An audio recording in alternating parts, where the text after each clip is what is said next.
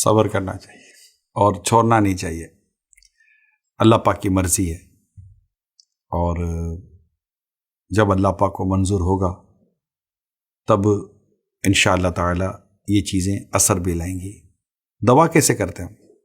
بعضوں کا دوا لیتے ہیں، دوا اثر نہیں کرتی، ڈاکٹر بھی تسلی دیتا اب لیں، ابھی اسٹارٹ کیا ہے، اثر کرتے کرتے کرے گی. تو سم ٹائم یہی ہوتا ہے کہ کچھ اوراد و وظائف مستقل پڑھنے پڑتے ہیں اور کافی دنوں تک پڑھنے پڑتے ہیں، تو آہستہ آہستہ اس کا اثر ظاہر ہونا شروع ہو جاتا ہے.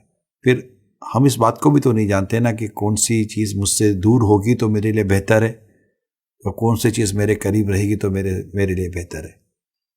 تو یہ تو اللہ پاک کی مرضی ہے، اور ہمیں اللہ پاک کی رضا پر راضی رہنا چاہیے. یہ تو ایک پہلو ہے. دوسرا پہلو یہ بھی ہوتا ہے کہ بعض اوقات ہم پڑھتے صحیح نہیں ہیں، ہمارے پڑھنے کا انداز درست نہیں ہوتا. میں اس کو میڈیسن سے مثال دوں کہ آپ کو میڈیسن بھی باقاعدہ ایک طریقہ کار کے تحت دی جاتی ہے. ناشتے سے پہلے یہ ہے تو ناشتے کے بعد یہ ہے تو 2 گھنٹے کے بعد یہ ہے تو آدھی گولی یہ ہے. اب اس کو اس کی ترتیب کے ساتھ لیتے ہیں. اب اس کی ترتیب بدل دیں گے تو ڈیفینیٹلی اس کی اثرات میں بھی تبدیلی آ جائے گی. اوراد و وظائف کا بھی اسی طرح کا ایک انداز ہوتا ہے، کتنا پڑھنا ہے، کب پڑھنا ہے، پھر درست پڑھنا ہے، مخارج کے ساتھ پڑھنا ہے، تجوید کے ساتھ پڑھنا ہے. اس میں قرآنی آیات بھی ہوتی ہیں، حدیثوں میں بھی یہ اوراد و وظائف بیان ہوتے ہیں، بزرگوں سے بھی اوراد و وظائف بیان کیے گئے ہوتے ہیں. تاہم درست پڑھیں اور اللہ کی رضا پر راضی رہیں. پڑھنا ہرگز نہ چھوڑیں، پڑھتے رہا کریں.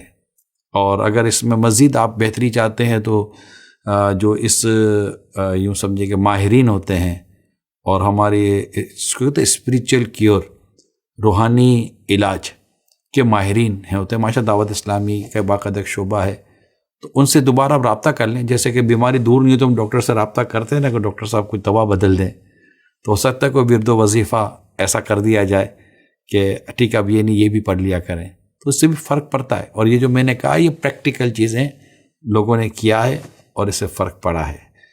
چھوڑنا نہیں چاہیے، پڑھتے ہی رہنا چاہیے. میرے امیر سنت سے جب مردوں کے وظیفے کے بارے میں سوال کیا گیا کہ مرد کا سب سے بڑا وظیفہ کون سا ہے، تو آپ نے فرمایا جماعت کے ساتھ نماز پڑھنا. اب فرائض چھوڑ کر، دیگر عبادات کو چھوڑ کر جو ضروری عبادات ہیں، پھر ہم جس فرق کی طرف غور کرتے ہیں تو ظاہر ہے کہ اس میں آپ کو غور کرنا چاہیے. تو نماز کی پابندی کریں اور اپنا ظاہر و باطن ستھرا رکھیں. دعا ہے نا، دعا کتنی اہم عبادت ہے. خود اللہ فرماتا ادعونی استجب لکم، مجھ سے مانگو میں دعا قبول کرتا ہوں. اور سرکار صلی اللہ علیہ وآلہ وسلم دعا کے تعلق سے فرمایا دعا سنت ہے، عبادت ہے. اور دعا و مخل عبادہ، دعا عبادت کا مغز ہے. اب یہ دعا ہی لے لینا، اگر کھانا حرام ہے، پہننا حرام ہے، دعا قبول نہیں ہوتی. اللہ فرماتا ہے میں مجھ سے مانگو میں دعا قبول کرتا ہوں، لیکن دعا قبول نہیں ہوتی. تو اوراد و وظائف ہم پڑھتے ہیں تاکہ ہماری مشکل دور ہو جائے، دعا کرتے ہیں کہ ہماری مشکل دور ہو جائے، اللہ پاک کی رحمت نصیب ہو. تو طریقہ کار بیان کیے گئے ان کو فالو کرنا چاہیے. اللہ پاک نے چاہا تو فرق پڑے گا.